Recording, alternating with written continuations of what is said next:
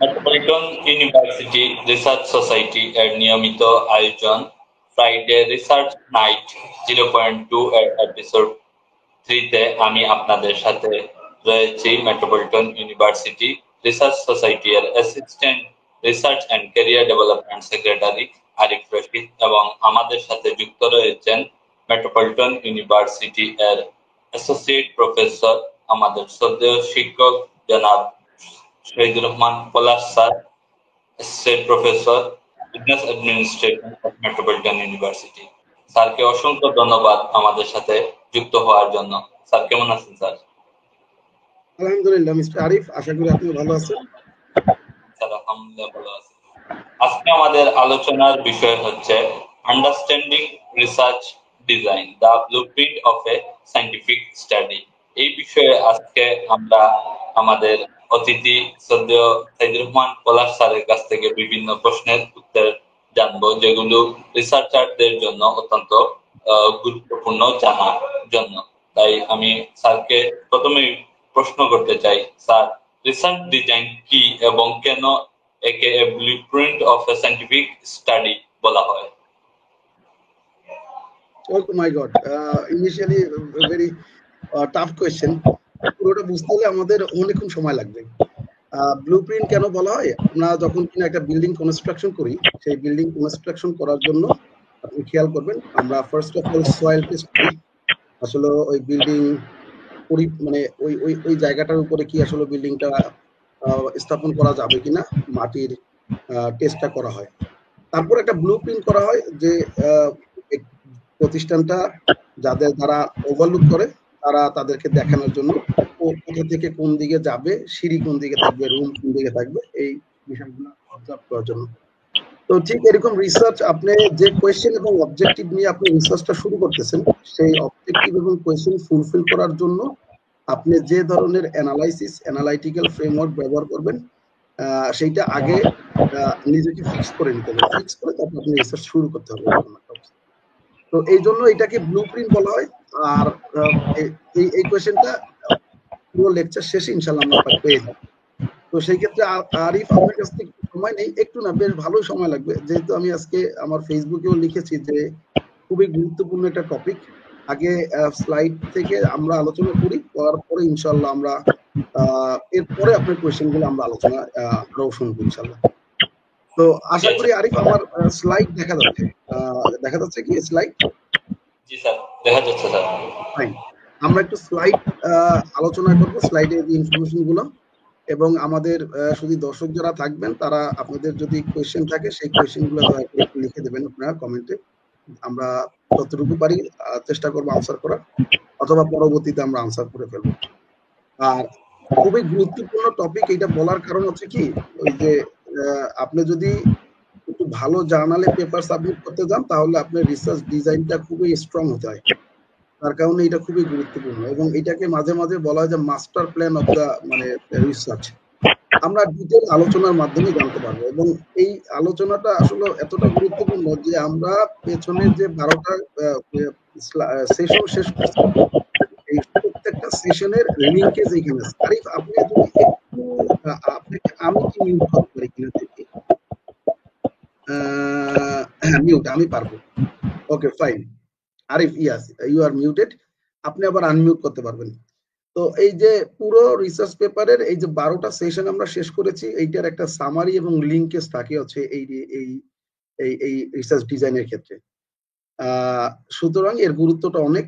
আর যদি মোটামুটি রিসার্চ ডিজাইনটা আমরা আজকে খুব ভালোভাবে বুঝতে পারি, পরবর্তীতে অলমোস্ট আর 2টা হয়তো বা 3টা প্রোগ্রামের মাধ্যমে আমরা পুরো একটা সামারি এবং হচ্ছে ডিটেইল সিরিজ লেকচারটা পেয়ে যাব।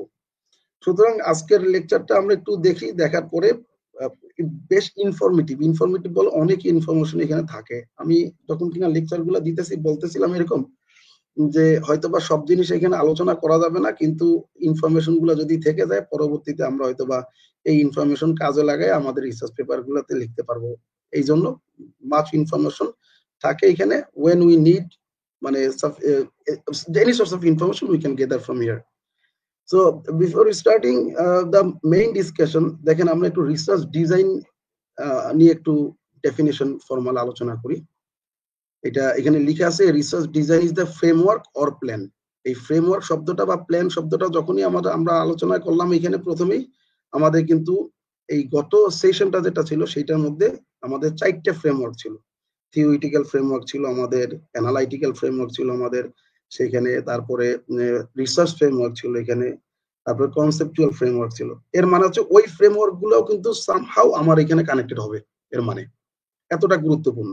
বলছে যে এই research design is a framework or plan, একটা ফ্রেমওয়ার্ক হবে অথবা একটা প্ল্যান, একটা পরিকল্পনা হবে ফর এ স্টাডি, একটা যে কোনো স্টাডির জন্য, that guides the collection and analysis of data.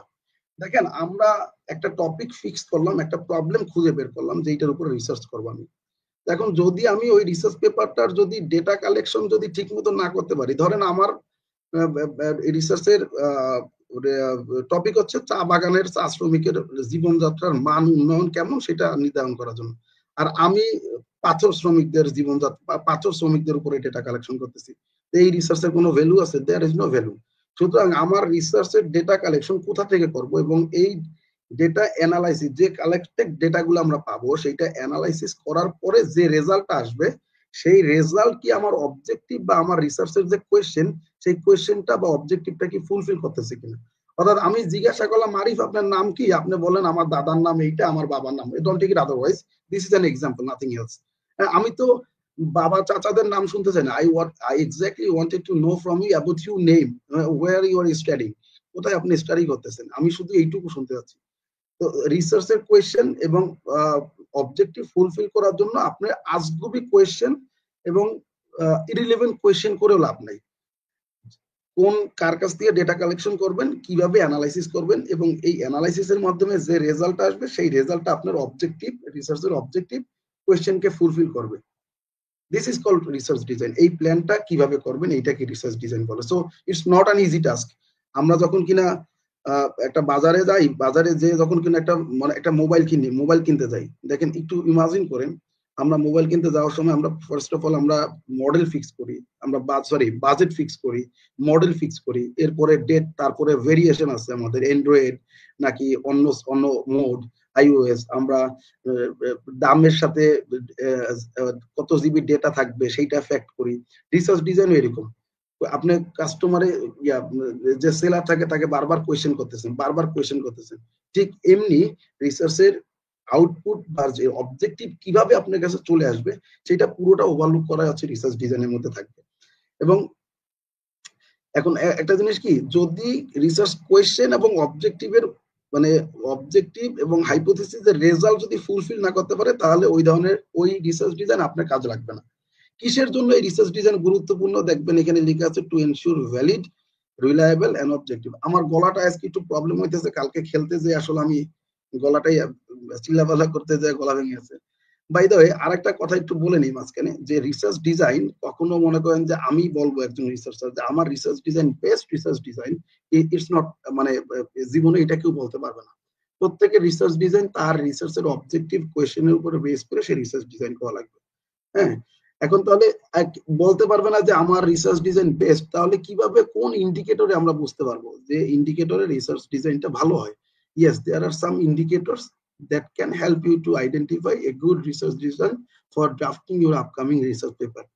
এখন কিসের জন্য রিসার্চ ডিজাইনটা করে? To connect. কিসের কানেক্ট করে? দেখেন একটা জিনিস খেয়াল করেন, একটু আগে আমি যখন আলোচনা শুরু করলাম তখন আমি আলোচনা করলাম এরকম যে রিসার্চ ডিজাইনটা আপনার পুরো টাইটেল থেকে শুরু করে আপনি কি ধরনের কোয়েশ্চেন এবং অবজেক্টিভ ফুলফিল করবেন সেই একেবারে পুরো প্ল্যানটা আপনি ওইখানে দেওয়া লাগবে। সুতরাং এইটা শুরু হয় বা কানেকশন ফ্রম প্রবলেম স্টেটমেন্ট, কেন এই রিসার্চটা করা হইতেছে, এই প্রবলেম স্টেটমেন্ট থেকে আমাদের রিসার্চ অবজেক্টিভ আসে, রিসার্চ অবজেক্টিভ থেকে আমরা কোয়েশ্চেন আসে এবং কোয়েশ্চেন থেকে হাইপোথিসিস আসে।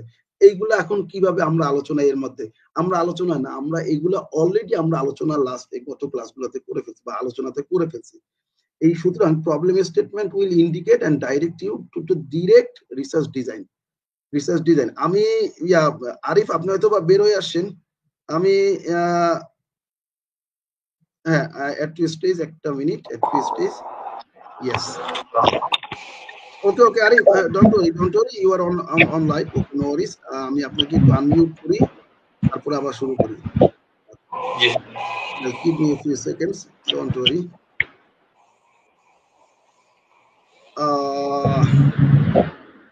আমাদের এখানে ওই যে আমরা একটু রুরাল এরিয়াতে থাকি তো, যার কারণে আমাদের এখানে একটু নেটওয়ার্কের প্রবলেম হয়, বারবার আসে চলে যায়। বাই দ্য ওয়ে, দেখা যাচ্ছে তো স্লাইড না? ওকে ওকে ফাইন। সো আমাদের তাহলে রিসার্চ প্রবলেম স্টেটমেন্টটা আমাদেরকে ডিরেক্ট রিসার্চ ডিজাইনের ক্ষেত্রে আমাদের ইফেক্ট ফলাচ্ছে। এখন এইখানে একটা স্টেটমেন্ট লেখা আছে, যদি ভুল প্রবলেম স্টেটমেন্ট বা অস্পষ্ট প্রবলেম স্টেটমেন্ট হয়, means vague, you are trying to find out the challenges of entrepreneurs in Bangladesh, it's not necessary to find out মানে তাদের কয়টা ছেলে মেয়ে আছে বা ছেলে মেয়েও প্রবলেম হইতে পারে, বাট অত ডিপে যাওয়ার দরকার নেই আমাদের। সুতরাং ভুল প্রবলেম স্টেটমেন্ট আমাদের ভুল অবজেক্টিভ দিবে, আর ভুল অবজেক্টিভ আমাদেরকে ইররিলেভেন্ট কোয়েশ্চেন করতে মানে ইন্ডিকেটর দিবে, আর ইররিলেভেন্ট কোয়েশ্চেন আমাদেরকে ইনভ্যালিড হাইপোথিসিস দিবে, এন্ড ইনভ্যালিড হাইপোথিসিস আমাদেরকে বায়াসড এবং লো রিলায়েবিলিটি রিলেটেড রিসার্চ ডিজাইন আমাদেরকে ডাইরেক্ট করবে।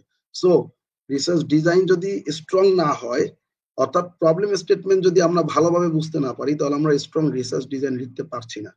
এখন আসি রিসার্চ ডিজাইনের গুরুত্বটা কতটুকু। এর মানে এতক্ষণ ধরে আমরা আলোচনা করলাম এইটাই, যে প্রবলেম স্টেটমেন্ট মানে শুরুটা হচ্ছে এরকম, যদি আপনার মনে করেন বিশের প্রিপারেশনই ভালো না থাকে পরীক্ষা দেওয়ার, তাহলে আপনি আপনি যদি মানে খেলতেই না জানেন, আপনি মানে যত ভালো ড্রেসেই পড়েন তো হবে না। তো বিষয়টা হচ্ছে এরকম, আপনি প্রবলেম স্টেটমেন্ট যদি ক্লারিফাই না করতে পারেন, আপনি ভালো রিসার্চ ডিজাইন করা সম্ভব না।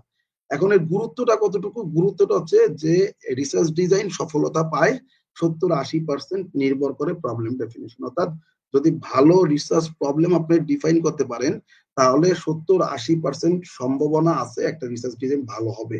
এরপরে এখানে একটা ক্লিয়ার কোটেশন দেওয়া আছে, কোটেশনটা এরকম যে well defined research problem and clear objective are the compass. অর্থাৎ আপনার প্রবলেম রিসার্চ প্রবলেমটা যদি ওয়েল ডিফাইন্ড হয়, তাহলে এটা আপনাকে কম্পাসের মতো পূর্ব পশ্চিম উত্তর দক্ষিণ সবগুলো দিক চিনাতে পারবে। আর যদি বলছে যদি না হয় উইদাউট দেম, যদি আপনি প্রবলেম স্টেটমেন্ট ভালো ডিফাইন করতে না পারেন, অর্থাৎ আপনি কোন কারণে আপনি রিসার্চটা করতেছেন সেটা যদি ডিফাইন না করতে পারেন, যদি আপনি টপ লেভেলের রিসার্চ ডিজাইনও ড্রাফট করেন, তাহলে এটা আপনাকে পথভ্রষ্ট করবে। এই যে best research design can lead you researcher astray, অর্থাৎ আপনাকে ভুল দিকে ডিরেকশন করবে। সো এটা বুঝতে পারতেছি প্রবলেম স্টেটমেন্ট তাহলে খুবই গুরুত্বপূর্ণ। আমরা প্রবলেম স্টেটমেন্ট নিয়ে টোটালি একটা ডিফারেন্ট সেগমেন্ট করা হয়েছে আমাদের আল্লাহর মতে, আমাদের পেছনে 13টা লেকচার আছে।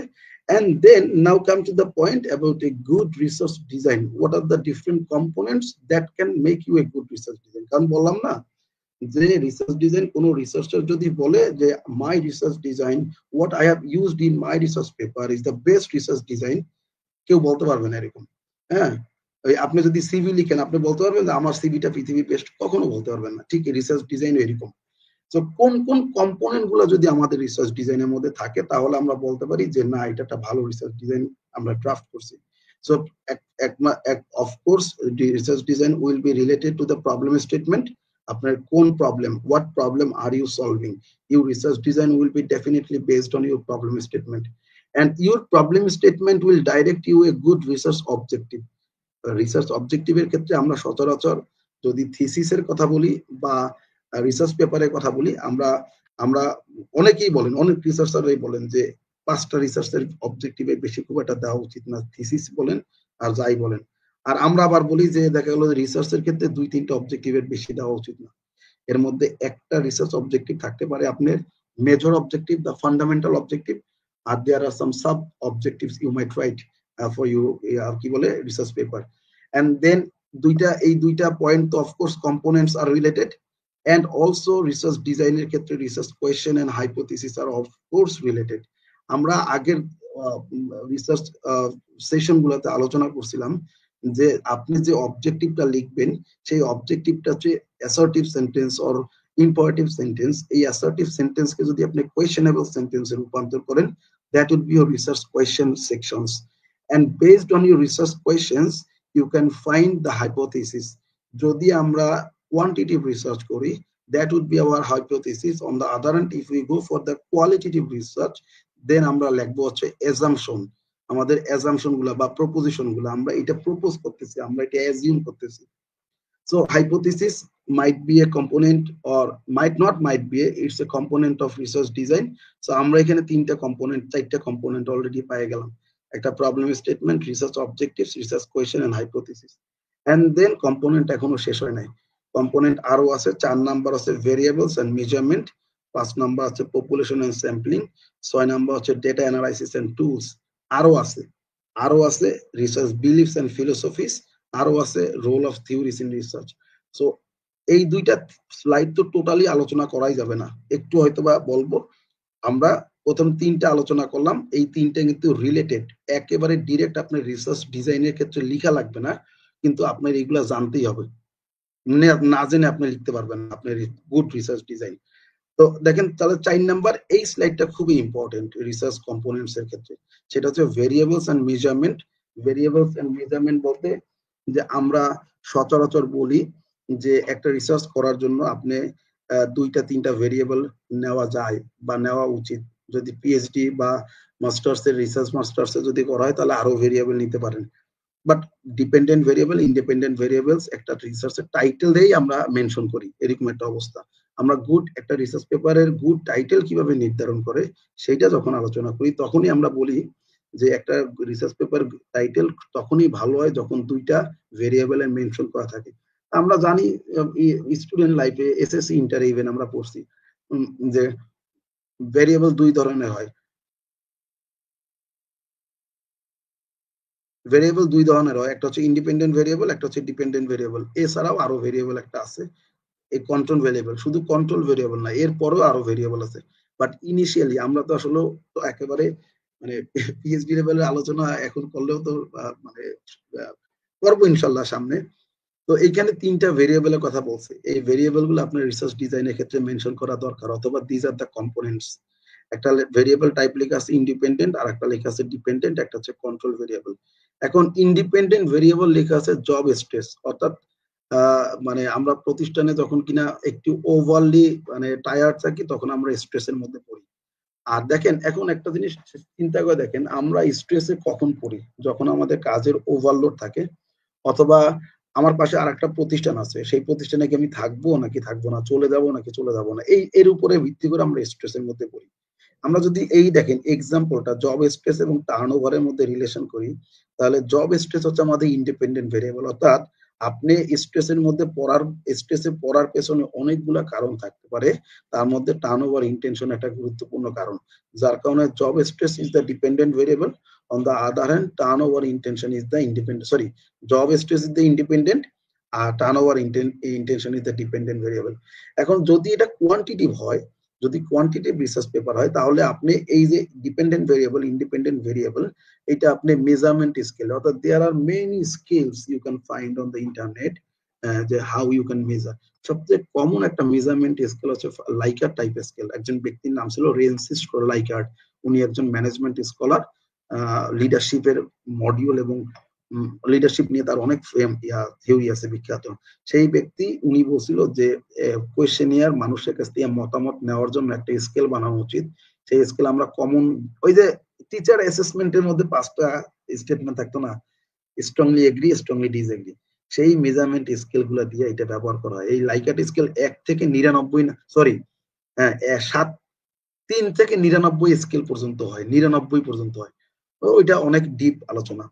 তো এই স্কেল গুলো আছে আমরা ভেরিয়েবল টাইপের ক্ষেত্রে ব্যবহার করব তাদের মতামত নেওয়ার জন্য। সুতরাং ডিপেন্ডেন্ট ভেরিয়েবল, ইন্ডিপেন্ডেন্ট ভেরিয়েবলের অবস্থান এবং কোরিলেশন এবং ইফেক্ট বোঝার জন্য এই মেজারমেন্ট স্কেল আমাদের দরকার। আরেকটা হচ্ছে কন্ট্রোল ভেরিয়েবল, অর্থাৎ এই dependent variable, independent variable some extent কোনো কিছু দ্বারা কন্ট্রোল হয় কিনা, সেগুলো আবার নমিনাল ডেটা। নমিনাল ডেটা বলতে এগুলোর আনসার সচরাচর 2টা অপশন, আপনার জেন্ডার মেল ফিমেল 2টা, আপনি ভালো আছেন কিনা, ইয়েস নো, হ্যাঁ, নমিনাল স্কেল। অথবা মনে করেন আপনি কোন স্কুলে পড়েন, পাবলিক প্রাইভেট, এই স্কেল এইগুলা দিয়ে কিন্তু আবার দেখেন এই যে জব স্ট্রেস নির্ধারণ করে, পাবলিক ইউনিভার্সিটির জব স্ট্রেস, প্রাইভেট ইউনিভার্সিটির জব স্ট্রেস, পাবলিক ইউনিভার্সিটি স্টুডেন্টদের জব স্ট্রেস মেজার করা যায়। সুতরাং এইটাকে বলে কন্ট্রোল ভেরিয়েবল। সো এই ভেরিয়েবল মেজারমেন্ট এইটাও হচ্ছে রিসার্চের ডিজাইনের কম্পোনেন্ট হবে। আর বলছে পপুলেশন এন্ড স্যাম্পলিং, খুব গুরুত্বপূর্ণ একটা বিষয়। আমরা বিশ্বাস করবেন না, আমরা 30 থেকে 40% রিসার্চার যারা, তারা এই পপুলেশন এবং স্যাম্পলিং এর ক্ষেত্রে মারাত্মক উদাসীন। আমরা বুঝি না যে আমরা কিন্তু বলতে পারবো কোথা থেকে ডেটা কালেকশন করছি, কার কাছ থেকে ডেটা কালেকশন করছি, কিভাবে করছি, কিন্তু আমরা রিসার্চটা উপস্থাপন করি না ঠিক মতো। সুতরাং আমি সবার কাছে রিকোয়েস্ট করবো যে পপুলেশন এবং স্যাম্পলিং একটা গুরুত্বপূর্ণ পার্ট, এটা একটুখানি আলোচনা করলে হয়ে যাবে। আমি কি এই রিসার্চের বা এই আলোচনার ক্ষেত্রে কি সব আলোচনা করতে পারবো না? স্যাম্পলিং নিয়ে টোটালি আলাদা, অর্থাৎ মেথোডোলজি নিয়ে আমাদের মেথোডোলজি নিয়ে 100টা প্রোগ্রাম পর্যন্ত করা যাবে। এত বড় পার্ট মেথোডোলজি। তো পপুলেশন বলতে পপুলেশন এবং স্যাম্পলিং এর মধ্যে বিষয়টা হচ্ছে যে আমি আপনাকে একটা জিনিস বলি, সেটা হচ্ছে যে বাংলাদেশে ইসের উইমেন উইমেন ব্যাংক এমপ্লয়ীদের উপরে আমি একটা রিসার্চ করতেছি। উইমেন ব্যাংক এমপ্লয়ির উপরে আমি একটা রিসার্চ করলাম। সেটা হচ্ছে তাহলে ভেরি সিম্পল, এটার পপুলেশন কারা হবে? পপুলেশন হবে হচ্ছে women bank employee, they will be my population. আচ্ছা, এখন আমি কি তাহলে বাংলাদেশে প্রায় এখন পর্যন্ত আপনার 15 লাখের মতো মহিলা উইমেন ব্যাংক এমপ্লয়ি ধরেন আছে। আমি কি 15 লাখদের কাছ থেকে আমি ডেটা কালেকশন করবো? না, there will be some allow sir call দিতেছেন, there will be some। আচ্ছা, আমরা কি একটু লাইভে আছে কিনা, এটা মানে লাইভে কি যাচ্ছে কিনা, নাকি আমরা এমনি? ও লাইভে আছে, আছে আছে। তো এখন দেখেন ইসের কি বলে কোথায় ছিলাম? 15 লাখ। হ্যাঁ, 15 লাখ আমাদের সেই পপুলেশন 15 লাখ উইমেন এমপ্লয়ি। সেইখান থেকে এত পপুলেশন থেকে আমরা কাদের কাছ থেকে ডেটা নেব? দেখেন, আমি যদি সিস্টেমাইজড করি, তাহলে আমরা প্রথমে সিলেট, যদি আমি কনসাইজ করে ফেলি, সিলেটের উপরে যদি কাজ করি, তাহলে সিলেটে যতগুলা এমপ্লয়ি হবে আমাদের, যতগুলা উইমেন ব্যাংক এমপ্লয়ি আছে, they will be my population. Population ছোট হয়ে আসলো। এখন তাহলে স্যাম্পল যেতে কোন জায়গাতে কালেক্ট করবো? আমি এমন একটা স্ট্র্যাটেজি, এমন একটা ওয়ে, এমন একটা স্টাইল স্যাম্পলিং এর নেব, টেকনিক নিব, যার কারণে সেই স্যাম্পলিং সাইজটা আরো ছোট হয়ে যাবে। এবং কতটুকু কয়জন স্যাম্পল নেওয়া আমার যৌক্তিক আমার রিসার্চের ক্ষেত্রে, সেটা আমার টেস্ট করে নিতে হবে। এবং এইটা আসলে মানে আমরা একটা ডিটেল এক্সাম্পলে যাব, তখন বোঝা যাবে। তো এইখানে একটু আলোচনা করে, এখানে পপুলেশন হচ্ছে total number of units under study, কতজন স্টাডি এর মধ্যে এটা আছে, total number of bank women employee. আর বলছে স্যাম্পল সাইজ ফর্মুলা, এই স্যাম্পল সাইজ ফর্মুলা বের করার জন্য এখানে জেড স্কোয়ারের ভ্যালুটা মনে হয় আসে নাই। হ্যাঁ, এই জায়গায় আমি জেড স্কোয়ারের ভ্যালুর জন্য এর নিচে এখানে লিঙ্ক দিয়ে দিছি। এই স্যাম্পল সাইজ ফর্মুলার অর্থাৎ বলতে এক্স্যাক্টলি কোন জায়গা যেন আমি লিখতে পেরেছিলাম, আমি আসলে লিখে লিখে পড়ি তো। এটা হচ্ছে Z equal, sorry, E equal to Z, ফর্মুলাটা ভুলে গেছি ভাই এই মুহূর্তে। আর নিচে ই, তারপরে যে Z into P 1 minus N divided by E, এই হচ্ছে ফর্মুলা। এই ফর্মুলার উপরে বেস করে আপনার স্যাম্পল ক্যালকুলেশন করা যায়। এখন এই ফর্মুলাটা ক্রোকান্স 1977 সালে এই ফর্মুলাটা প্রোভাইডেড করছে। আমাদের এই ফর্মুলা আমাদের জানা দরকার নাই, বিকজ অফ আমাদের এখন ইন্টারনেট আছে। আপনি এই যে লিঙ্ক আছে এখানে, এই লিঙ্কে আপনি যাই ইন্টারনেটে যাই, আপনার কয়জন এমপ্লয়ি, কয়জন নাম্বার অফ উইমেন এমপ্লয়ি আছে দিবেন, ওরা ক্যালকুলেশন করে দিবে আপনাকে। এখন তারপর এখানে একটা কনফিডেন্স লেভেলের বিষয় আছে। কনফিডেন্স লেভেল আছে যে 95% কনফিডেন্স, অর্থাৎ আপনি যদি ধরে নেন আপনার রিসার্চের ক্ষেত্রে যে 90% অর্থাৎ 10% অফ ইউর রিসার্চ ডেটা যে পাবেন, সেগুলা ভুল হইতে পারে। হ্যাঁ, ভুল, এইটা যদি ধরে নেন, তাহলে আপনার 90% কনফিডেন্স আপনার ডেটা কালেকশন। এই 90% কনফিডেন্স যদি হয়, তাহলে এই কোকরানের ফর্মুলা অনুযায়ী মিনিমাম 271টা আপনার ডেটা কালেকশন, যদি কোয়ান্টিটিভ করেন। আমরা কিন্তু আলোচনা করতেছি কোয়ান্টিটিভের জন্য। আর যদি 95% ধরেন, তাহলে মিনিমাম 384 জন। এটা ফর্মুলা ইন্টারনেটে পাবেন আপনি। আর যদি বলছে যে এইখানে যদি কত জন 99% যদি দেয়, 99, তাহলে 666 রেসপন্ডেন্ট আপনার নেওয়া লাগবে।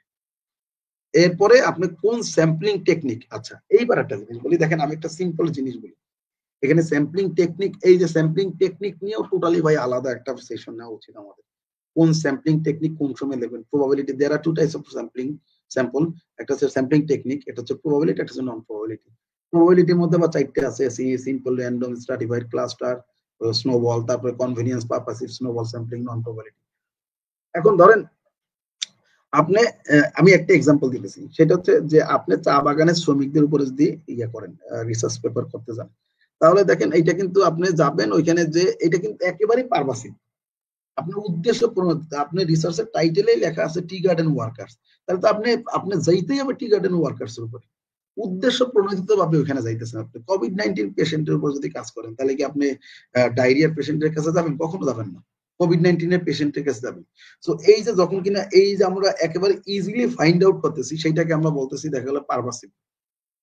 অথবা মনে করেন আপনি একটা রিসার্চ পেপার করলেন উইমেন কমার্শিয়াল ব্যাংক এমপ্লয়িজ যাদের দুজন বাচ্চা আছে তাদের উপরে রিসার্চ করবেন, দেখেন একেবারে পারপাসিভ।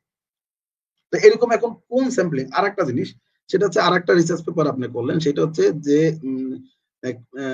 উইডো উইমেন অন্টারপ্রিনার মানে বিধবা। এখন আপনি সাতক্ষীরাতে গেলেন, যে একজন উইডো অন্টারপ্রিনার পাইলেন আপনি, সেইখান থেকে আপনি ওর কাছ থেকে আর একটা রেফারেন্স পেলেন যে ওই বাড়িতে যদি যাও তুমি আর একটা উইডো পাবা। বুঝতে পারছেন?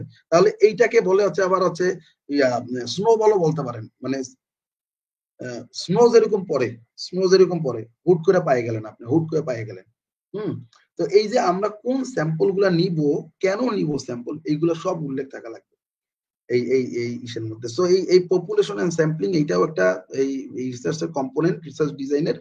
আর 6 নাম্বার কম্পোনেন্ট বলছে ডেটা অ্যানালাইসিস এন্ড টুলস, অর্থাৎ কিভাবে আপনি ডেটা অ্যানালাইসিস করবেন। যদি কোয়ালিটেটিভ হয় তাহলে কোন ধরনের ডেটা অ্যানালাইসিস করবেন, আপনি যে ডেটা কালেকশন পাইছেন। এখন ডেটা অ্যানালাইসিস আমি কিভাবে করব? আমি যখন কিনা আমার রিসার্চের কোয়েশ্চেন, আমি তো কোয়েশ্চেনের উত্তর পাওয়ার জন্যই তো আমি রিসার্চ করতেছি। আমার কোয়েশ্চেনে আমাকে বলে দেবে কোন ধরনের রিসার্চ আমি করব, কোন ধরনের আমি টুল ব্যবহার করব। এগুলো নিয়ে সামনে আলোচনা আছে। আর এই দেখেন এখনো কিন্তু আমরা রিসার্চ ডিজাইনের কম্পোনেন্টের মধ্যে আছি, এখনো লেখার মধ্যে আসি না। এইটা সবচেয়ে টাফ একটা কি বলে টেবল এন্ড টাফ একটা কম্পোনেন্ট রিসার্চ ডিজাইনের। এইটা আজকে আলোচনা করব না, কারণ এইটার জন্য আমি হয়তোবা একজন এক্সপার্ট নিয়ে এসে তারপরে এটা আলোচনা করাবো হয়তোবা, যে রিসার্চ বিলিফস এন্ড ফিলোসফি কি। একজন রিসার্চার যারা টপ রিসার্চার ওয়ার্ল্ডের, তাদের সবচেয়ে প্রথম কনসার্ন থাকে দুইটা বিষয়, একটা হচ্ছে ইথিক্যাল কনসার্ন, যে রিসার্চটা ইথিক্যালি মেইনটেইন কিনা, আর 2 নাম্বার হচ্ছে এই belief and philosophy and paradigm. এটা খুব টাফ একটা জিনিস। এই যে সিম্পলি যদি বলি, there are 2 types of belief in research, একটা হচ্ছে অন্টোলজিক্যাল বিলিফস আর একটা হচ্ছে এপিস্টেমোলজিক্যাল বিলিফস। আর there are some philosophies that can direct by the beliefs, এই বিলিফের উপরে বেস করে ফিলোসফি আসবে। আর হচ্ছে বেসিক অ্যাপ্রোচ, কোন অ্যাপ্রোচে আমি রিসার্চটা করব, আর কোন ধরনের বেসিক মুড আছে, অর্থাৎ কি ধরনের রিসার্চের আমরা স্ট্র্যাটেজি ফলো করব। এখন বিলিফ যদি কি বলি, বিলিফ হচ্ছে যে আপনি বাস্তবতাটা কি দেখেন। কোভিড একটি মরণঘাতী ব্যাধি, আমরা বিলিভ করে ফেলছি, কিন্তু এও সত্যতা আছে যে যারা রিক্সা চালায়, দিন মজুর ছিল, তারা মারা গেছে কম। এই যে কোভিড একটি মরণঘাতী ব্যাধি, এইটা হচ্ছে অন্টোলজিক্যাল বিলিফ এবং হোয়াট ইজ রিয়েলিটি। আর ইপিস্টেমোলজিক্যাল বিলিফ হচ্ছে যে রিয়েলি কি ঘটতেছে। রিয়েলি কিন্তু দেখেন অনেক ধনী ব্যক্তিরা তারা কিন্তু টুক করে পড়ে মরে গেছে, তাই না? বিষয়টা এরকম। কিন্তু যারা রিক্সা চালাইছে, তারপরে মানে দিন এনে দিন খাইছে, তারা কিন্তু দেখা গেল যে আমাদের চেয়ে শক্তিশালী ছিল। আমরা তো ঘরের মধ্যে বন্দী ছিলাম। তো এই যে এই বিলিফটাকে, এইটা রিয়েলিটিতে যা হইতেছে, এইটাকে বলে ইপিস্টেমোলজিক্যাল বিলিফ। এখন এই অন্টোলজিক্যাল এবং ইপিস্টেমোলজিক্যাল বিলিফ আপনাকে বলবে যে কোন ধরনের রিসার্চ প্যারাডাইম আপনি ব্যবহার করবেন। আপনি কি পজিটিভিজম, কনস্ট্রাকটিভিজম আর ইন্টারপ্রিটিজম আর প্র্যাগম্যাটিজম ব্যবহার করবেন। তাহলে পজিটিভিজম কি, পজিটিভিটিজম আমি কিন্তু এটা আলোচনা করতেছি না, জাস্ট একটু টাচ করে যাচ্ছি যেন একটু বুঝতে সহায়তা হয়। এবং এটা নিয়ে আমি বললাম তো এটা নিয়ে আলাদা প্রোগ্রাম করবো ইনশাআল্লাহ। পজিটিভিজম বলতে বোঝা যাচ্ছে যে রিয়েলিটিতে কি আছে, মানে আমরা রিয়েলিটিতে কি দেখতেছি আর রিয়েল কি হচ্ছে ঘটনাটা, আর রিয়েলি কি ঘটতেছে। We were expecting after the July for মানে changing many things and reforming the different sectors, but reality is different. হ্যাঁ, এখন এই তাহলে আমরা কোন ফিলোসফি আমরা অ্যাডপ্ট করব? We will be adopting positivism, অর্থাৎ কোথায় গ্যাপ আছে, কেন হয় না এটা। আর যদি এখন এইটা ইন্টারপ্রিট করার জন্য আমরা পরের ফিলোসফিতে যাব, which is constructivism, অর্থাৎ ব্যাখ্যা করতেছি আমরা। আর প্র্যাগম্যাটিজম কার্যকরভাবে ইউজ করা, অর্থাৎ আমি এটা প্রয়োজনে মিক্স মেথড করব, প্রয়োজনে আমি কোয়ালি করব, কোয়ান্টিটি করব। আর এই ইপিস্টেমোলজিক্যাল বিলিফ আপনাকে ডিরেক্ট করবে রিসার্চ কোন ধরনের প্যারাডাইম নেব, এই প্যারাডাইম এটা প্রমাণ করার জন্য আমরা কোন অ্যাপ্রোচ ব্যবহার করবো। এই অ্যাপ্রোচটা আবার একটু টাফ। এই অ্যাপ্রোচ নিয়ে হচ্ছে এই পরের স্লাইডটা দেখেন, এই রিসার্চ অ্যাপ্রোচ, অর্থাৎ কিভাবে রিসার্চটা আসবে। ইটস লিটল বিট মানে ফিলোসফিক্যাল অ্যাসপেক্টস।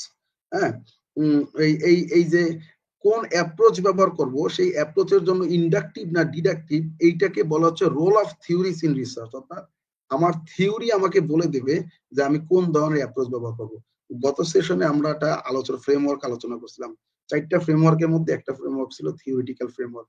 ওই থিওরি আমাকে বলে দেবে হচ্ছে আমি ইন্ডাকটিভ ব্যবহার করব না ডিডাকটিভ ব্যবহার করব। ইন্ডাকটিভ আর ডিডাকটিভের মধ্যে পার্থক্যটা কি দেখেন।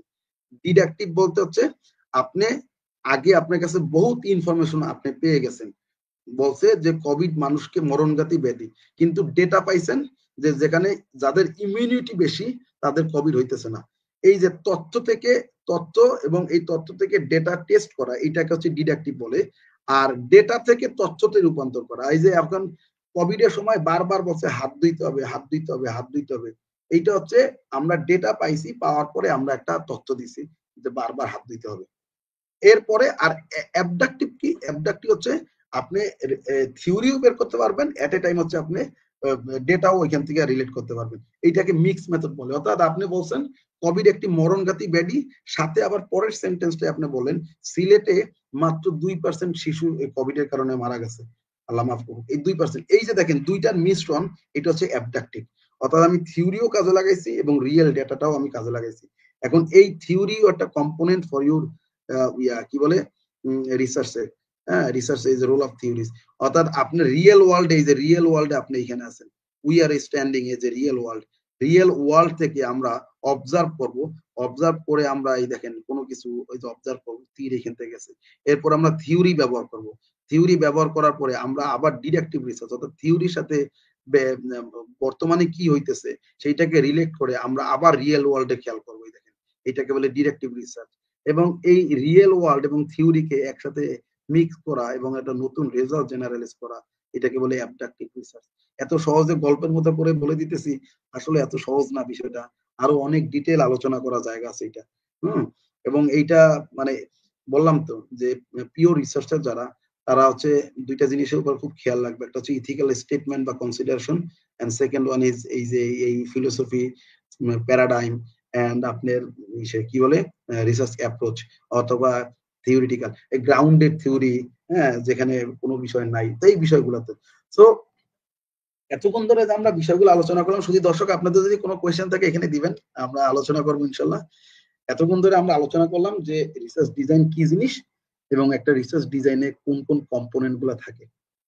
এখনো কিন্তু আমরা রিসার্চ ডিজাইনে আসি না, এখন আমরা একটু রিসার্চ ডিজাইনের ক্ষেত্রে যাব। দেখেন এই যে রিসার্চ ডিজাইন, এখনো রিসার্চ ডিজাইনে আমরা যাইনি, কারণ রিসার্চ ডিজাইনের আগে বেসিক আমরা শিখে নিই। আমরা যদি একেবারে বেসিক জিনিসগুলো শিখতে পারি, মানে আমরা মানে হাউ টু সুইম, আমরা যদি জানি যে নদীতে মানুষজন তাড়াতাড়ি ডুবে যায়, সমুদ্রে তাড়াতাড়ি ডুবে না, কেন কি জানেন? সমুদ্রে পানির লবণতার মানে ঘনত্ব বেশি। এইটা যদি জানি তাহলে একটু সাহসে আমরা বেঁচে যাবো। তার কারণে ডিজাইনের ইনফরমেশন গুলা জেনে নেই। This slide is very important. This slide is very important. There are three types of research. Sorry, there are তিনটা ক্যাটাগরিজ। আমরা কি বলবো যে রিসার্চ ডিজাইন কয় ধরনের হয়? রিসার্চ ডিজাইন হয় based on purpose, research design হয় based on dimensions, and research design আর একটা অ্যাপ্রোচ হয়, সেটা হচ্ছে research design based on research approach. কোন রিসার্চ অ্যাপ্রোচে কোন রকম হয়। তো যদি আমরা বেসড অন পারপাসের ক্ষেত্রে বলি, খুব ইম্পর্টেন্ট একটা স্লাইড। আমরা যদি এক্সপ্লোরেটরি রিসার্চের ক্ষেত্রে বলি, এক্সপ্লোরেটরি রিসার্চ ডিজাইন কিভাবে হবে, ডেসক্রিপটিভ রিসার্চ ডিজাইন কিভাবে হবে, এন্ড এক্সপ্লেনেটরি রিসার্চ ডিজাইন কিভাবে হবে। এক্সপ্লোরেটরি নেম এমপ্লয়িজ, অর্থাৎ আপনি কোন নামে ব্যবহার করছেন। এক্সপ্লোরেটরি মানে হচ্ছে টু এক্সপ্লোর সামথিং। আমি আপনাকে বলে দিলাম মিস্টার আরিফ, এই মাঠের মধ্যে আমার একটা আংটি পড়ে গেছে স্বর্ণের, আপনি খুঁজে বের করবেন, আপনি এদিকে যাবেন ওদিকে যাবেন, আংটি খোঁজার অনেক ইয়া করবেন। এই যে প্রিলিমিনারি, এই যে এখানে লিখে আছে হোয়েন টু ইউজ, কখন ব্যবহার করায়। Preliminary investigation of any new ideas. যেমন আমি আপনাকে যদি বলি যে মিস্টার আরিফ, এই মুহূর্তে বাংলাদেশে বড় একটা সমস্যা হচ্ছে ভোট কোন সিস্টেমে হবে। আপনি এখন দেখবেন এই জায়গায় ইনফরমেশন খোঁজ করবেন, ওইখানে খোঁজ করবেন, ওইখানে খোঁজ করবেন, নিউজিল্যান্ডে কেমনে হয়, ইন্ডিয়াতে কেমনে হয়, এক্সপ্লোরিং সামথিং। হ্যাঁ, এন্ড দেন মানে আপনি বলতেছেন যে না, আমরা যেমন একটা বলছি ডিভিশনাল মিক্সড পেয়ার, হ্যাঁ, আপনি বললেন আমরা এক্সপ্লোর করছি ওইখানে। হ্যাঁ, এই জন্য হচ্ছে আমরা এইটা রিসার্চ পেপারটা হচ্ছে কোয়ালিটেটিভ, এবং আপনি আমাদের পেপারটা যদি পড়ে দেখেন তাহলে দেখবেন একটাও সংখ্যাত্মক বিশ্লেষণ নাই। সংখ্যাত্মক বিশ্লেষণ আর কোয়ালিটেটিভের মধ্যে কি রিসার্চ, এই যে বললাম না, যেমন কোয়ালিটেটিভ হচ্ছে কোভিড একটি মরণঘাতী ব্যাধি, এটা হচ্ছে কোয়ালিটেটিভ। এর কারণে সিলেটে 2% শিশু মারা গেছেন, আল্লাহ মাফ করুক। এই যে 2%, এটা হচ্ছে quantitative. 74% women workers in Bangladesh, garments workers, they are suffering severe burn out. এটার রেজাল্ট, কোয়ান্টিটিভ রেজাল্ট। আর ডেসক্রিপটিভ যদি বলেন, দেখেন এই যে বললাম আপনাকে যে পিআর সিস্টেম, এইটা হচ্ছে preliminary investigation of new ideas. ধরেন পিআর এখন না, পিআর অনেক আগে, 90-এর। তারপরে এইটা, এই পিআর কয়জন চায় আর চায় না, বা কেন চায় না, এই ধরনের রিসার্চ আপনি যখন করবেন এটাকে বলে ডেসক্রিপটিভ রিসার্চ।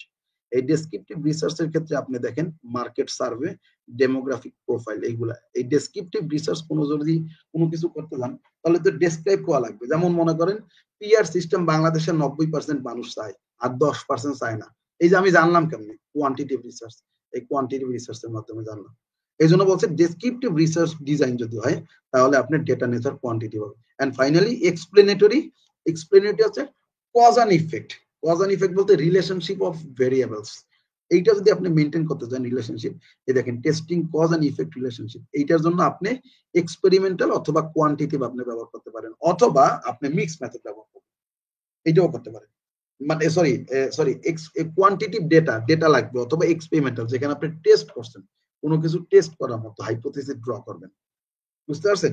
আর এই দেখেন, যদি ডাইমেনশনের কথা বলি আমরা, রিসার্চ ডিজাইনের ডাইমেনশনের ক্ষেত্রে দুই ধরনের রিসার্চ ডিজাইন হয়।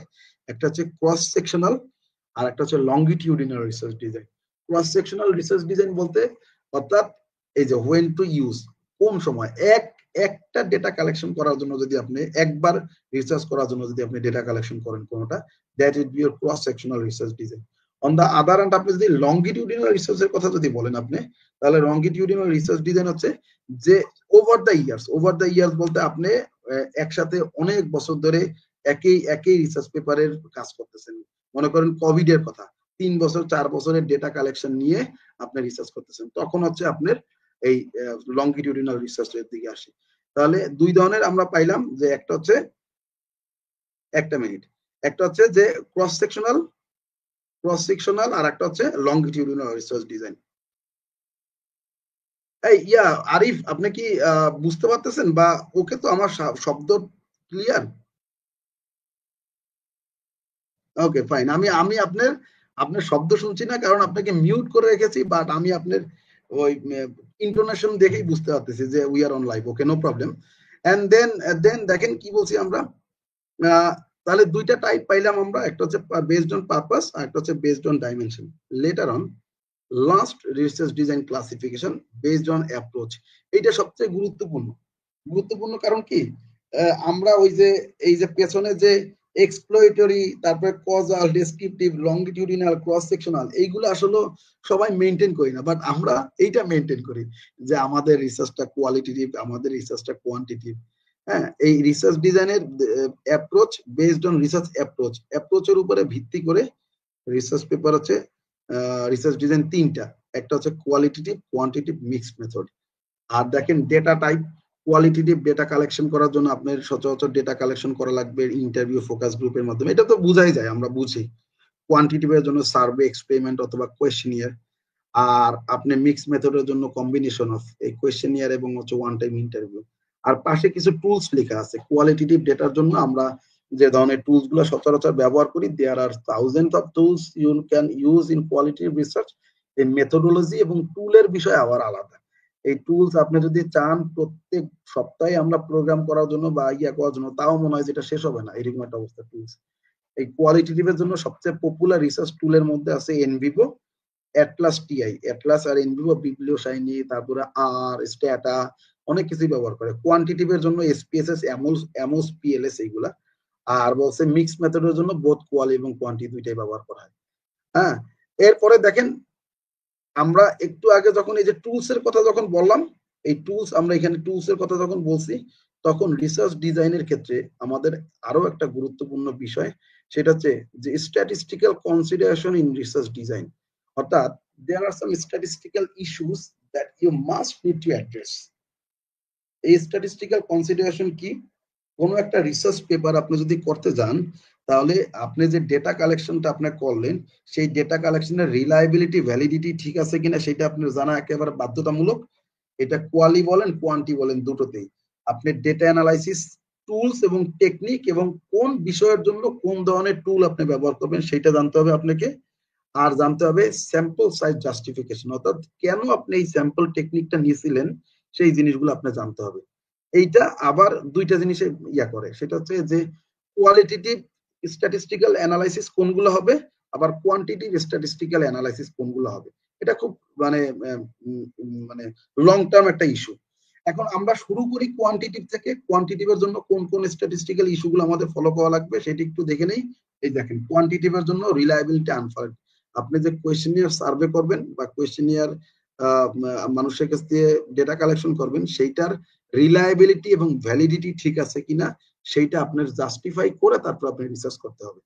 এই জাস্টিফাই করার জন্য দেয়ার are some established formulas, ক্রনবার্গ alpha. এটা আপনি যদি কি বলে এসপিএস এর সফটওয়্যার ব্যবহার করেন অথবা এক্সেল সফটওয়্যার ব্যবহার করেন, সেখান থেকে আপনি ক্রনবার্গ না এসপিএসএস এর না, এই এক্সেল এ না, এসপিএসএস এর মাধ্যমে ক্রনবার্গ আলফা ইজিলি বের করা যায়।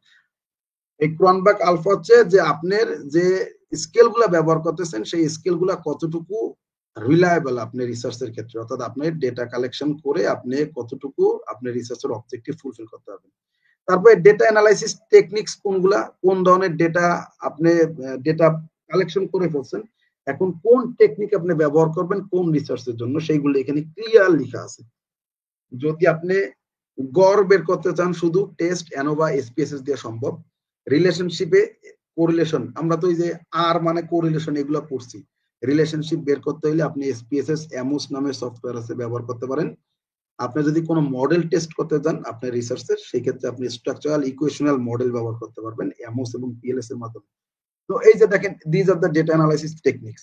এবং এই ডেটা অ্যানালাইসিস টেকনিক্স আমরা পরবর্তীতে আরো প্রোগ্রামগুলোতে আলোচনা করব। আমরা শুধু কোন কোন স্ট্যাটিস্টিক্যাল ইস্যুগুলো দরকার সেগুলো একবার একটু এখান থেকে দেখে নিলাম। আর স্যাম্পল সাইজ ক্যালকুলেশনের জন্য আপনি এখানে একটা ফর্মুলা দিছে, যদি রিগ্রেশন করেন বা আপনি যদি কোয়েশ্চেনিয়ার ব্যবহার করেন, আপনি কোয়েশ্চেনিয়ার যে কয়টা স্টেটমেন্ট থাকবে সেই কয়টা স্টেটমেন্টের সাথে আপনি পার স্টেটমেন্টের সাথে আপনি 3 দিয়ে বা 4 দিয়ে, যদি আপনি 4 দিয়ে গুণ করেন যে কয়টা হবে কি বলে গুণফল যা হবে সেই কয়টা ডেটা কালেকশন আপনি যদি করেন তাও হয়ে যাবে। অর্থাৎ আপনি কাস্টমারদের জব স্যাটিসফ্যাকশনের জন্য আপনি 20টা স্টেটমেন্ট নিলেন, 20টা কোয়েশ্চেন করলেন, ওইখানে যদি 20x4 আপনি ইনিশিয়ালি ব্যবহার করেন তাও এটা ক্যালকুলেশন করে আপনি এটা ব্যবহার করতে পারবেন আপনি রিসার্চের ক্ষেত্রে। আর রিসেন্টলি এই যে আমরা টুলগুলো আলোচনা করলাম, স্ট্যাটিস্টিক্যাল টুল, এই যে এসপিএসএস, অ্যামোস, তারপর পিএলএস, এইগুলাকেও ছাপায়া যাচ্ছে এখন হচ্ছে Python, machine learning, deep learning. অর্থাৎ আমরা যদি আমাদের বিজনেস অ্যানালিটিক্স এবং বিজনেস ওয়ার্ল্ডে সাস্টেইন যদি করতে চাই, শুধু আমরা না, আমরা এই আইটি থেকে তো আর বেরোতে পারতেছি না। যদি আইটি থেকে বেরোতে না পারি তাহলে আমাদের সাস্টেইন করতে হলে এই machine learning, Python, deep learning এগুলো একটু আমাদের শিখতে হবে। আরো এখানে অনেক কিছু বলার আছে ভাই, সেটা হচ্ছে যেমন মনে করেন এখানে জার্নাল স্ট্র্যাটেজি অনেক বিষয় আছে, সেইগুলাও ফ্যাক্টর, সেইগুলাও ফ্যাক্টর যদি আমরা শিখে নিতে পারি Python, deep learning, machine learning, that would be grateful মানে ফর দা রিসার্চার। যদি আপনি এলএলবির বা সোশ্যাল সায়েন্সের রিসার্চার হয়ে যদি আপনি রিসার্চের ক্ষেত্রে এসপিএসএস, পিএলএস, অ্যামোস বাদ দিয়েও if you can use the Python, then অন্য জার্নাল গুলাতে যখন সাবমিট করবেন, this paper will be more acceptable and there will be a high chance to get acceptance from the different journals, good journals. So these are the statistical consideration you must need to address while you conduct a quantitative research. And now time has come to know about the qualitative research design. এই qualitative research ডিজাইনের ক্ষেত্রে আপাতত আমরা কোনো কিছু বলি না, না বলে শুধু কয়েকটা টার্ম একটু আলোচনা করে রাখি। সেই টার্মগুলো আমরা আস্তে আস্তে পরবর্তীতে যখন আমরা কোয়ালিটেটিভ মেথোডোলজি পড়বো বা কোয়ান্টিটিভ মেথোডোলজি আলোচনা করবো তখন বলবো। এখানে কোয়ালিটেটিভ মেথোডোলজির জন্য খুব পপুলার কিছু টুল এন্ড টেকনিক আছে, সেগুলো আমরা প্রায় ব্যবহার করি, যেমন প্রিজমা, স্পার4 এসএলআর, তারপরে কমন আমাদের বিষয়গুলো interview, focus group discussions, case study method, ethnography, review, thematic analysis, narrative analysis. So many things I can give you and tell you, but এখন আসলে এত সময় নাই, কারণ এখন পর্যন্ত চিন্তা করে দেখেন আরিফ, আমরা এখন পর্যন্ত রিসার্চ ডিজাইনে আসতে পারি নাই। What are the different structures? And now time has come to know about the research design. অর্থাৎ আমাদের আজকে আলোচনার মূল বিষয়, একটা রিসার্চ পেপার ক্ষেত্রে, একটা থিসিসের ক্ষেত্রে, একটা ডিজার্টেশনের ক্ষেত্রে, একটা গ্রুপ স্টাডি টার্ম পেপারের ক্ষেত্রে কোন কোন মানে পয়েন্টস গুলো আপনার ফলো করা লাগবে to write a good research design, and what would be the flow as well, অর্থাৎ একটার পরে কোনটা আসবে সেটাও আপনার জানতে হবে, এবং কেন দরকার সেটাও আপনার জানতে হবে। So you can find the clear picture here. So a research design, good research design definitely will consist 7 points, including research approach, design, population and sample, data collection, instrumentation, analysis plan, and ethics.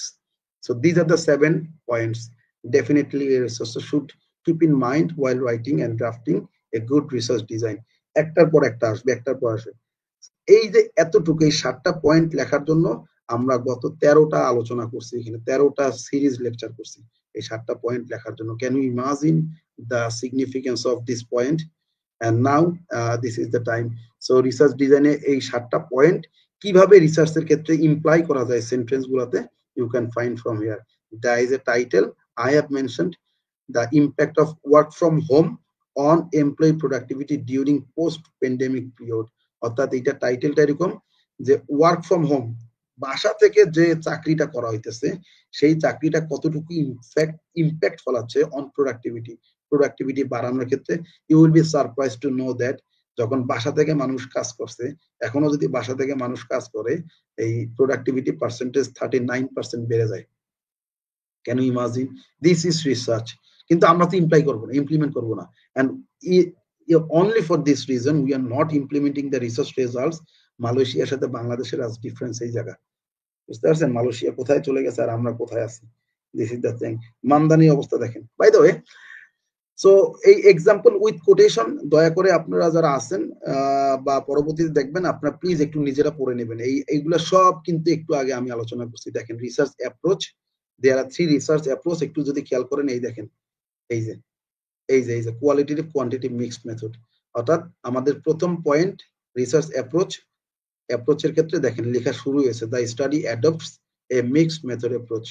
আমরা কিন্তু আমরা এই টাইটেলের উপরে কিন্তু base করে আমরা লিখছি mixed method. Research design descriptive and correlation. কিভাবে ডেসক্রিপটিভ এবং কোরিলেশন আমরা পাইলাম, এই দেখেন ডেসক্রিপটিভ, এই যে ডেসক্রিপটিভ পেলাম আমরা এখানে। আর কোরিলেশন কেন আমরা লিখলাম, আমরা এই যে টু রিলেশনশিপ, টেস্ট রিলেশনশিপ, এই জন্য রিলেশনশিপ বের করার জন্য আমরা এই কোরিলেশন লিখছি। এই দেখেন এখানে আপনি এখন টাইটেল পড়লে আপনি বুঝতে পারবেন, the impact of work from home. তাহলে ওই প্রোডাক্টিভিটির সাথে ওয়ার্ক ফ্রম হোমের ইম্প্যাক্ট রিলেশন মেনটেন করার জন্য আমরা এখন খুঁজতেছি। We will be describe something to collect data from the respondents, from the samples, and find out what are the relationship between the different factors ওই এমপ্লয়ি প্রোডাক্টিভিটির উপর impact ফেলাচ্ছে, যার কারণে রিসার্চ ডিজাইনটা হচ্ছে ডেসক্রিপটিভ। এন্ড পপুলেশন স্যাম্পল, আমরা শুধু সিলেটের উপরে কাজ করছি, যার কারণে 384, এবং ইউজিং র্যান্ডম স্যাম্পলিং কেন নিচ্ছি সেটাও বলে দিচ্ছি, random sampling. Data collection procedure, আমরা অনলাইন গুগল ফর্মে সার্ভে করছি, সেমি স্ট্রাকচার্ড ইন্টারভিউ নিছি, এখানে বলে দিচ্ছি ডেটা কালেকশন প্রসিডিউর।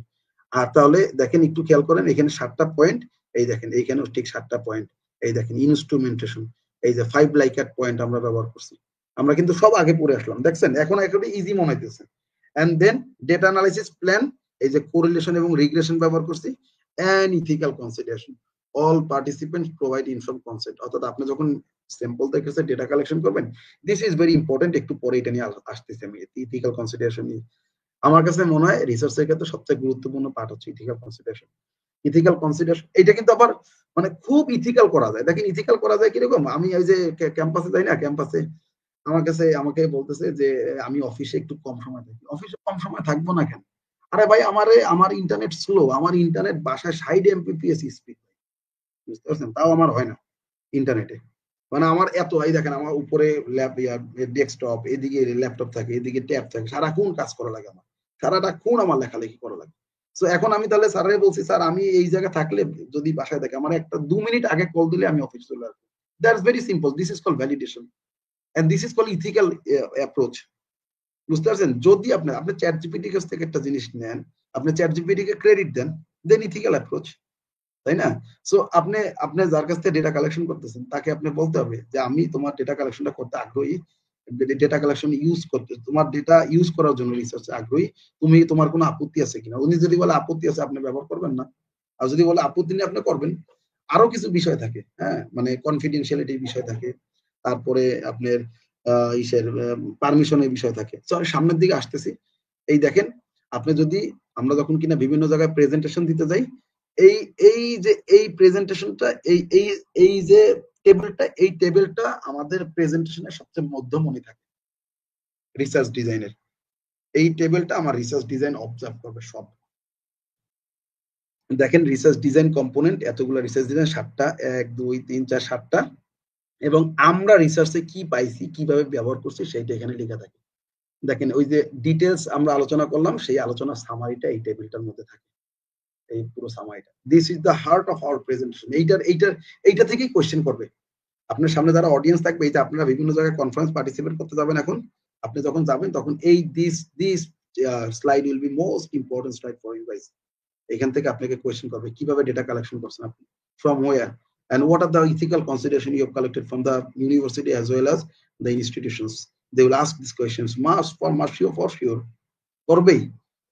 সো এইটা হচ্ছে প্রেজেন্টেশন। দেখবেন, আপনি একটু দেখে নেবেন, এইখানে প্র্যাকটিক্যাল, এই দেখেন, এইটা হচ্ছে how to use it research presentation and বলছে প্র্যাকটিক্যাল এক্সাম্পল। একটা রিসার্চ ডিজাইন করার জন্য প্র্যাকটিক্যাল এক্সাম্পল এখানে দেওয়া আছে, কিভাবে দেখেন, ভেরি সিম্পল, কোনো কিছু বাদ যায় না। টপিকটা, এই যে টপিক এখানে দেওয়া আছে, রিসার্চ টাইপ এখানে লেখা আছে, ডেসক্রিপটিভ কোরিলেশন, তারপরে method, survey of 400 রেসপন্ডেন্স, data analysis, descriptive statistical আমরা এইটা করছি, রিগ্রেশন কোরিলেশনের রেজাল্ট আমরা এইটা পাইছি, রিগ্রেশনের রেজাল্ট হচ্ছে 49 এই সব কিছু করার পরে এই যে শুধু আর স্কোয়ার রিগ্রেশন, কারণ এখানে ইফেক্ট বের করতে বলছে, effect, the effect of work family conflict, work from home, এটা বের করতে বলছে। এর মানে আমার রেজাল্ট হবে শুধু কতটুকু ইফেক্ট ফলাইতেছে। এই দেখেন, শুধু এই যে আর স্কোয়ার 39, এই জায়গা পুরো রেজাল্টটা এখানে লিখা আছে। আমি যদি এটার ইন্টারপ্রিটেশন করি, যারা বাড়ি থেকে কাজ করেন তাদের ক্ষেত্রে প্রোডাক্টিভিটি 39% ওয়ার্ক ফ্রম হোমকে ব্যাখ্যা করতেছে। এর মানে কি জানেন? এর মানে হচ্ছে এমপ্লয়ীদের এই প্রোডাক্টিভিটি বাড়ার ক্ষেত্রে টোটাল 100%-এর মধ্যে 39% ইফেক্ট। এটা একটু বাংলা লেখাটা ভুল হয়, এটা কেন হয় আরিফ আপনার সাথে পরে কথা বলে, মানে এটা ঠিক করা লাগবে, আমার এরকম প্রায় হয়। By the way, by the way, তাহলে বুঝাইতেছে এই আর স্কোয়ার মানে ইফেক্ট। দেখেন রেজাল্ট, এই যে দা ইফেক্ট, এই দেখেন ডেসক্রিপটিভ কোরিলেশন, এবং শুধু 39% ইফেক্ট আমার এই শুধু এই কি বলে এই ওয়ার্ক ফ্রম হোম, এইটা 39% প্রোডাক্টিভিটি আমার বাড়াইতেছে। বাকি সবগুলা ফ্যাক্টর আমার এই 39 থেকে বাকি যে পার্সেন্টেজ 100 অর্থাৎ 61%, সেটা আমাকে রিপ্রেজেন্ট করতেছে। এই যে পুরো এই রিসার্চ ডিজাইন এবং এক্সপ্লেনেশন, এইটার সামারি আমরা এই যে রেজাল্টের মাধ্যমে দেখি।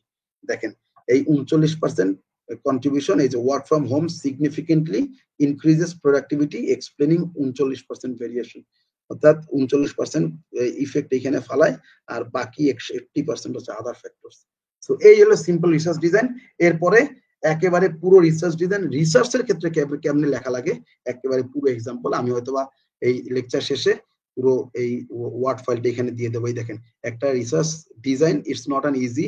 এখানে 4 পেজের একটা রিসার্চ ডিজাইন, এতক্ষণ ধরে যা আমি বর্ণনা করলাম, এই বর্ণনার মাঝখানে এই যে 4 পেজের এই রিসার্চ ডিজাইন।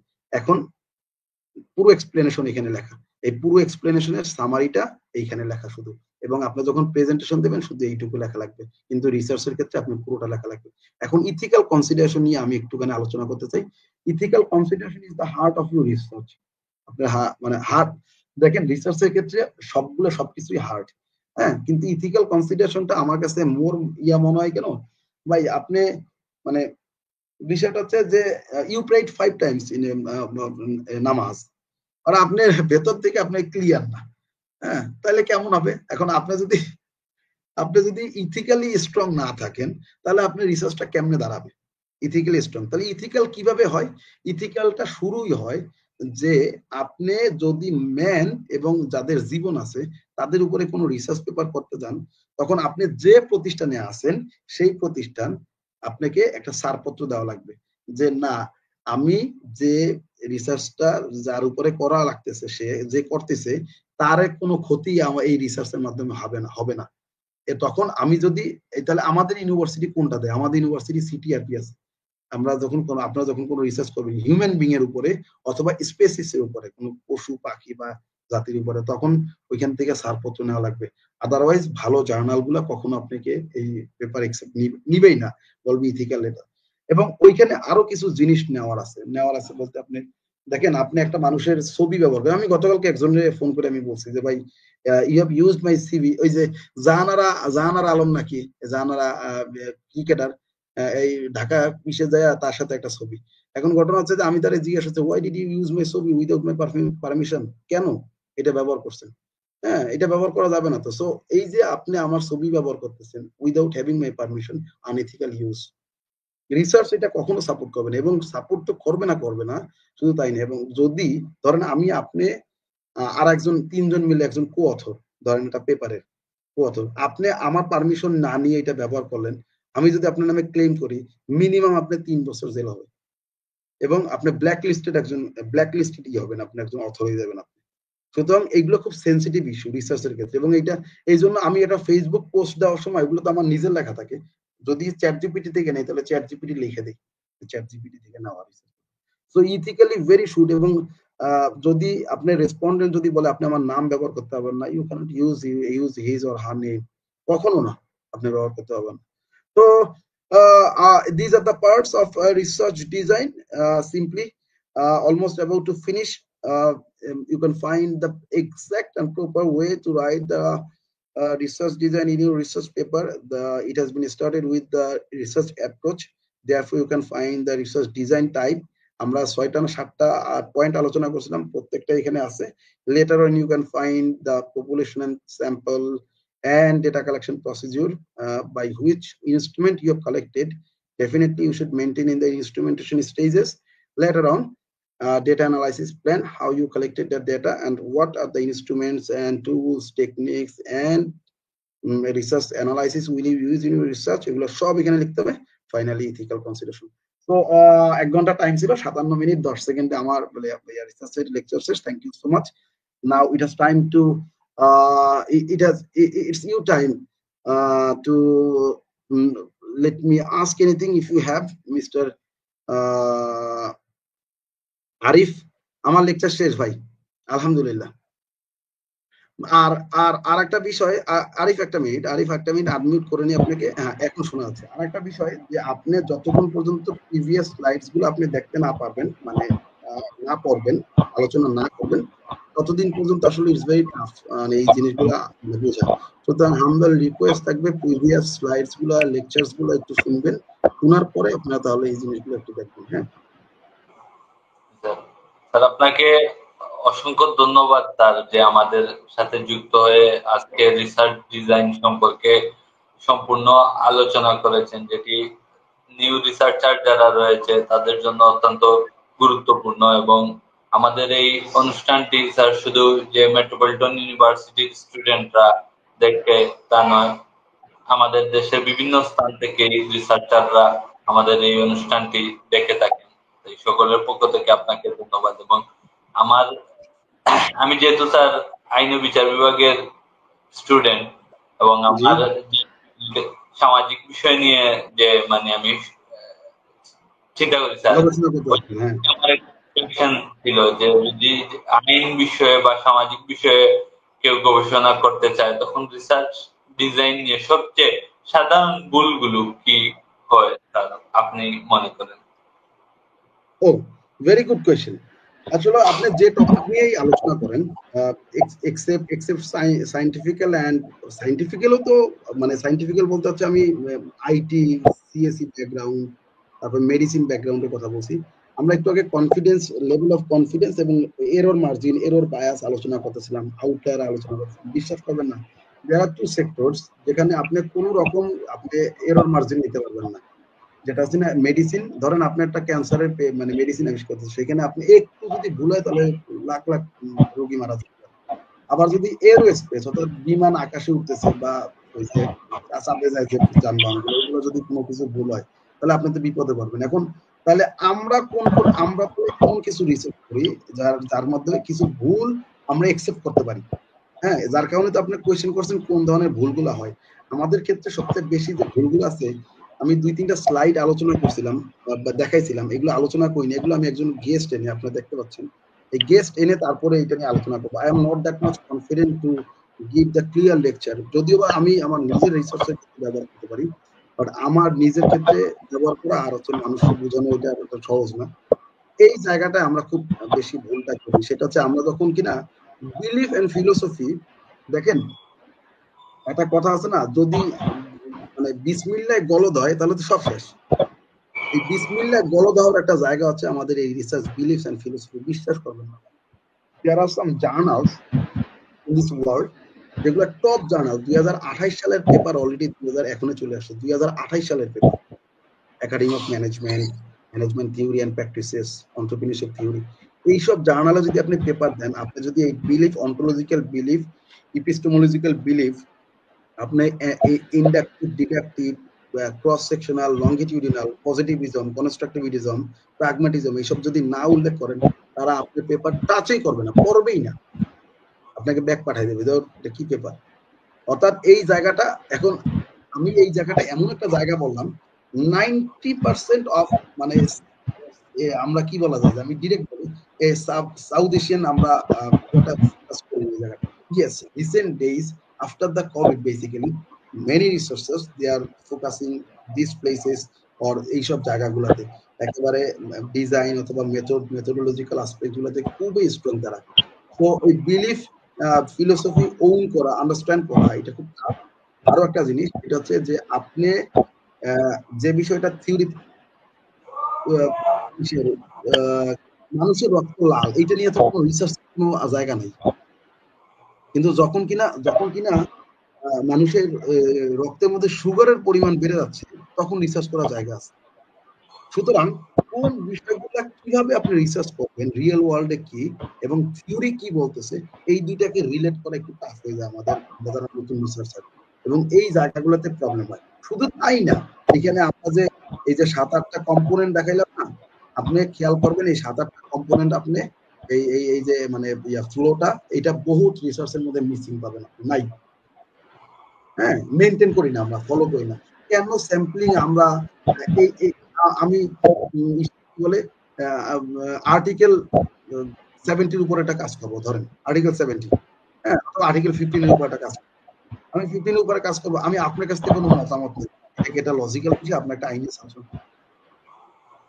ইলজিক্যাল বিষয়। সুতরাং আমি তো আজগুবি একজনের কাছ থেকে ডেটা কালেক্ট করতে পারি না। কেন এই ডেটা কালেকশনটা তার কাছ থেকে আমার গ্রহণযোগ্য, এটা আমার জানতে হবে। যার কারণে আমরা এই জিনিসটা ফলো করি না, এবং ফলো করলে কিন্তু হয়ে যায় ভাই, ভেরি সিম্পল, বুঝতে পারছেন?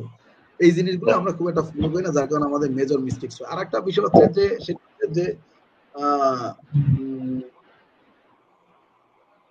আমরা there are some non-indexed journals, therefore we can submit the papers to get the acceptance within a very short time, and these journal and these non-indexed journals basically do not focus on these parts, so we got intended that এই পার্টগুলো না হলেও রিসার্চে চলে, এই জায়গা থেকে আমাদের ভুলগুলো হয়।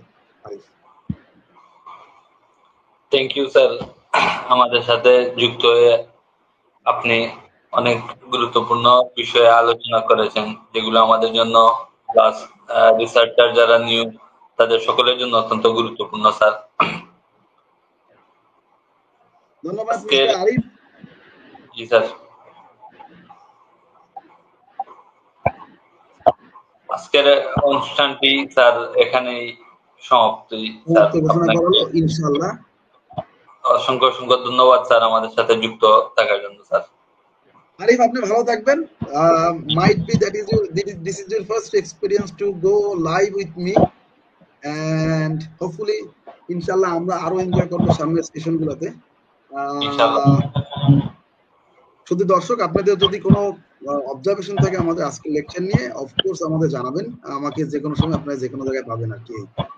Thank you so much Arif, ভালো থাকবেন, শুভরাত্রি। শুভরাত্রি, ধন্যবাদ। আসসালামু আলাইকুম, জাযাকাল্লাহ ভাই। আসসালামু আলাইকুম। ওয়ালাইকুম আসসালাম।